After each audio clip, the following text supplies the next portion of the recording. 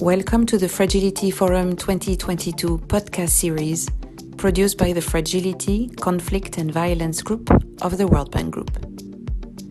As complexity and uncertainty become the new normal, with complex crises posing new challenges, from the COVID-19 pandemic to climate change, this podcast series explores how the international community can best support countries affected by fragility, conflict and violence in a fast-changing global landscape. Hi, my name is Carmen Nonay. I'm the Director of Finance, Private Sector, Infrastructure and Sustainable Development with the World Bank's Group Independent Evaluation Arm, IEG, and I will be your host for today. This episode will look at what it takes to engage the private sector for sustainable development in settings affected by fragility, conflict, and violence. I'll be talking with three guests. Aline Sara, CEO of NaTakallam, Laure Wessemius-Chibrac, CEO of NAB, the Dutch Netherlands Advisory Board on Impact Investing at the Global Steering Group for Impact Investment, and Stephan Wegner, Senior Evaluator and Fragility and Conflict Specialist at IEG. Starting with the World Development Report from 2011, the World Bank's Group approach to fragility, conflict, and violence, or FCV, has emphasized the importance of job creation, especially led by the private sector, to help break the cycles of violence and fragility. The private sector in fragile situations is often informal and highly constrained. It also faces a distorted playing field, with a strong presence of state-owned enterprises, for example, or entities that might be party to a conflict. The private sector is nonetheless a key vehicle for providing livelihoods, income, and services to people. 10 years after the WDR 2011, this conversation takes stock of what we at the World Bank Group have learned. We will explore what it takes to support private sector development in fragile contexts. I'm excited to be joined by these three speakers who represent diverse perspectives. First, let me turn to Aline Sara, who leads NaTakallam, an award-winning language tutoring, translation, and cultural exchange service powered by displaced persons around the world. Aline, can you tell us about your experience launching a business in a fragile and conflict-affected setting? Thank you, Carmen, for that. So I think that the first thing I would start by mentioning is that NaTakallam app operates online. It is a digital program with the backbone being in physical presence and in countries that are fragile states. But also because we are a double-sided market, the customers of our service are actually mostly in developed countries. So I think it's interesting to, acknowledge that perspective. That being said, the majority of the individuals we employ are located in fragile settings, mostly in the Middle East and mostly in sub-Saharan Africa, as well as in Latin America. And the core of our operations were actually born out of Lebanon, supporting Syrian refugees. What were some of the challenges you faced, and how did you overcome them? So from an operational perspective, the biggest challenges we've faced so far have been dealing with working rights for the populations we're working with, which are mostly refugees, access to a reliable internet, and now access to electricity, especially given the situation in Lebanon, and also figuring out payment mechanisms for the individuals we are hiring. Perhaps I should just restate what NaTakallam does for context. So NaTakallam is a social enterprise that hires refugees and their host community members as online tutors, teachers, and translators. The core goal of NaTakallam was and we were born with the goal to provide income to refugees, no matter their location and no matter their status in a country. So I would highlight those as very operational challenges that we face working in these countries. And of course, there is the level of funding and fundraising, which is a challenge as well. Because from my experience, which I would say has been less exhaustive from an investment perspective, because NaTakallam has mostly operated through its self-generated revenue and mostly non-dilutive investment and grants. It is tricky to raise money for an operations like ours, where we're not, although we are through the digital economy, we are very heavily focused on hiring humans who have, who are operating and living in difficult circumstances. So there is, from our perspective at NaTakallam, a problem with risk and certain investors who are less likely to take on such risk, and also an issue with patient capital being less available. Let me now turn to Stephan Wegner, our Senior Evaluator Officer here at IEG. Stephan, could you tell us more about some of the main lessons learned from your work assessing private sector development support? Thank you very much, Carmen.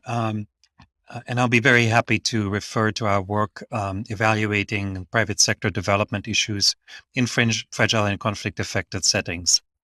So, as you know, the World Bank Group and many other development finance institutions have recognized that fragile and conflict-affected states require a differentiated approach to support the private sector. They've adapted their instruments to help scale up private sector investment, and some institutions also seek to incorporate conflict analysis. But despite changing their approaches and their instruments, we see little impact in terms of scaling up, helping them scale up private sector investments. When we looked at the portfolio of evaluated projects, we actually found that they performed quite well, especially in the infrastructure sector, as well as those investments in larger countries and of larger size. Now, among the instrument innovations that we've seen are blended finance solutions, which are blending public and private sector monies. And these have been introduced to address financial risks that private sector investors face in high-risk markets. One example is the IDA private sector window that was introduced in 2018 and added to the toolbox, which focuses on the most fragile markets where the World Bank Group offers support.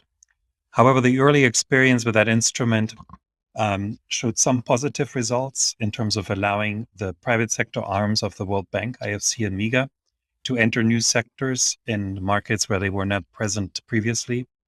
But we also saw that the uptake has been somewhat limited, indicating that non-financial risks might be more important than the financial risks that this blended finance instrument is designed to address. What we're finding is that actually the lack of a pipeline of bankable projects is a more binding constraint than the availability of finance or funds in general to scaling up business in fragile contexts. We've identified a couple of areas where we think development finance institutions can change their business models and adapt their toolboxes further to help them achieve their strategic objectives of increasing business in fragile and conflict-affected situations. So the first one is the heterogeneity of countries.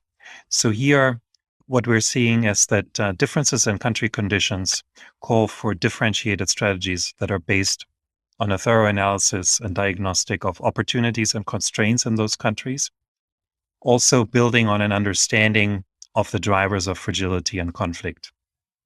The second area is the limited number of clients with which these institutions are used to work, implying a need to go beyond the client base to more informal, less experienced clients, which requires more patience, more capacity building, and a hand-holding type of approach to help them. What we found in our work is that actually many projects were linked to upstream work, through efforts to reform a sector, provide capacity building, provide advisory services that have actually facilitated developing a pipeline of bankable projects in fragile settings. So we see that as a promising approach to increase the pipeline towards increased efforts in fragile and conflict-affected states.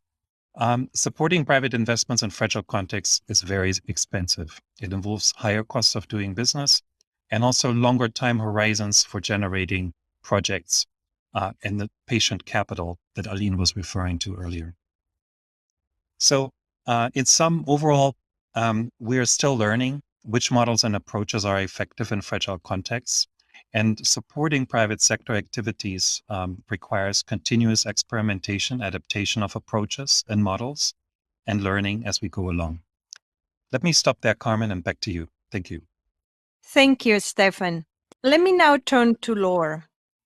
What are some of the lessons that you have learned in your role as CEO of the Dutch-Netherlands Advisory Board on Impact Investing? And looking to the future, what do you think it will take to increase the pipeline of bankable projects in fragile and conflict-affected situations? Thank you very much, Carmen. And maybe just mention that of course, I'm responding as CEO of the Netherlands Advisory Board on Impact Investing, but also with a couple of other hats on. I used to be the managing director of the investment branch of Cordaid, the NGO based in the Netherlands. And I've had the chance to work a lot in the conflict and conflict-affected states. We actually had a specific focus on that. So some of the lessons learned, I'm completely in line with what Stephan just said a little bit earlier. The various points regarding the immense complexity of the situation and the fact that you need a lot of flexibility and adaptability to be able in work in these contexts. When I was at Cordaid, we were active in different countries over 3 continents, and not one context was similar to the other. So I think the most important point is that for us, we were, as a foundation, we had the flexibility to be able to adapt our business model and investment strategy to the various contexts. And that was a big change for us. And I think that's sometimes what is not easy to achieve for development finance institutions. The other point, you mentioned the need for capacity building. I couldn't agree more. And I think that's very related to what you were mentioning, and a bit to your next question, Carmen, regarding how to increase the pipeline. In many of these contexts, the informal sector is anywhere between 50 up to 90% of the economic activity. And it's very difficult to invest and to increase the pipeline if you do not ensure that there's a gradual building of this pipeline at several levels. And one of the key challenging, you were mentioning earlier, the lack of bankable projects.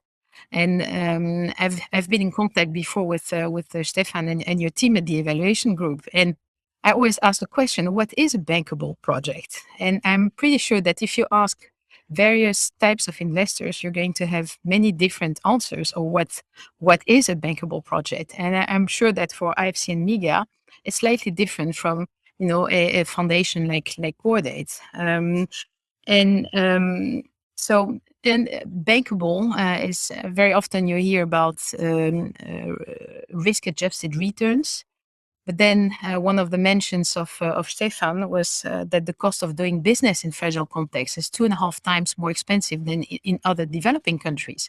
So how can you ever, have with all the costs that are added, have a return that is actually adjusted to the risk? So you need to look at our experience. One of the big lessons learned is that you need to diminish the risk where you can. One of my favorite topic personally is foreign currency and the local currency.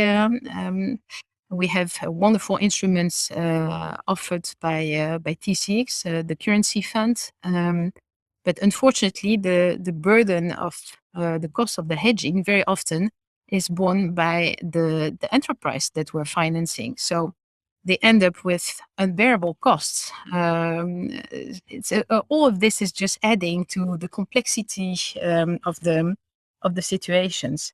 And what we've learned is that by trying to innovate on solutions, decreasing the costs is actually a good way of increasing the number of bankable projects, just because they have a reduced risk and they have a more acceptable level of return. Working on the capacity is a very important one. Especially if you try to build a pipeline with more informal sector. It needs time, it needs patience as well. Aline talked about patient capital earlier. I couldn't agree more. You can't look at quarterly results when you expect to trigger a long-term change in a certain situation. So I think the approach as an investor is very different when you arrive in fragile and conflict affected states. Also because if you have a focus on these situations, you know that inevitably there are cycles of crisis that come again and again and again. So you need to be prepared for these crises. And I think when you have a large organization like the IFC, you can be very diversified, which is a great tool. And I have also a portfolio approach towards your investments. That's one of the things I think that is worth mentioning, is that if you decide to invest in a pool of countries, you can, as an investor, be prepared to maybe make some losses with some of them or some sectors, for instance. I heard Stephan mentioning that the infrastructure was very well performing. Well, if you're performing well on one part of your portfolio, you might be accepting to perform slightly less. Maybe not. Of course, we're all investors, so we don't want to make heavy losses. But you can basically have a more portfolio approach to your investments instead of looking at individual investments. And I'm going to stop here because I could speak the whole night about it. Thank you so much, Laure. And now I'd like to turn to Aline. You have heard some of IEG's analysis and that of an impact investor. So do these findings and proposals resonate with you as an entrepreneur? And what will it take to scale up social enterprises like yours? Everything I've heard strongly resonates with my experience. But what I would say about my experience is specifically because of what we heard, I chose as the founder of a small social enterprise to not typically seek investment, actually, interestingly. So as I mentioned, NaTakallam has grown from its operations and its self-generated revenue, as well as from, a combination of non-dilutive grants from foundations, competitions that we've won, including, for example, World Bank competitions, etc. And so from our perspective, as a 6-year-old enterprise, we made a deliberate choice to not go to investors because we knew that they would see too much risk in the work we're doing. And they would also not necessarily be ready to wait for us to get to a better point after investing in us. So things might have changed in the interim now, right? NaTakallam continues to grow and we're now looking at impact investments, which I think is itself a term that is sometimes thrown around a little bit loosely and can be very, I think looked at in a different way. But this definitely resonates with our experience. This is why today NaTakallam has not gone for investments yet. Perhaps that will change. And what I would say is interesting when I'm hearing the discussion is I wonder, I feel like we haven't talked about impacts as much, right? I'm hearing more about, the risks from the investor's perspective. And I feel that there is still, sometimes the impact gets lost in the discussion. And I would say that NaTakallam prides itself on being an impact first for profit social enterprise, which itself is something that is a complicated topic that is left to unpackage. But I would say that one thing I also find is sometimes missing from the discussion is what does impact mean, right? So I think Laure actually raised a very good point. What does bankable mean? And while Laure was speaking, I quickly Googled the definition of bankable. And the first thing that came up is very often used in the, the Hollywood sector or, the entertainment sector for a project that's going to bring back return and success. How does one define success for a social enterprise? Are we talking about the returns on investment or are we talking about the impact? What is deep impact versus breadth of impact? So these are all topics, that I sometimes find aren't addressed enough. And I would say that, there is, really everything that I've heard, Laure really pointed out to it. The risks, the fluctuations, the uncertainty are massive when you're operating in fragile states. I mean, half of the refugees we work with were affected by the Beirut bombings. And from one day to the next, we lost our payment mechanism to Beirut, who saw its entire banking sector crumble. And even, the wealthiest of Lebanese could not pull out their money. So imagine for refugees or the lower class of the Lebanese who are really with no power. So, it's a very different ballgame when you are investing in fragile states, and the investor has to be ready to put, I think, a whole other level of skin in the game. Laure, you have heard Aline talk about a call for the redefinition of bankable. What is your reaction to that?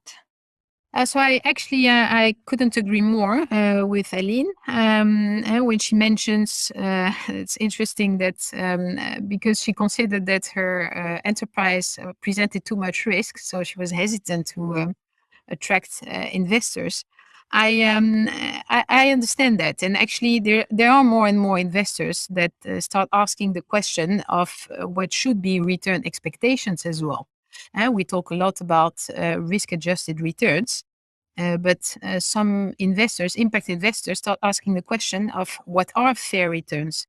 And in particular, in asset classes such as private equity, where you very often expect double-digit returns and multiples, you start realizing that in a very short period of time, realizing very high multiples has an impact on the impact that you realize, and that's the two typical stakeholders groups that will basically be delivering that margin that the investors will realize are typically customers or employees. So are customers overpaying for the services or the products that they're getting, or employees being underpaid? And I think that really also participates in the redefinition of what is bankable and what are returns and what are fair returns.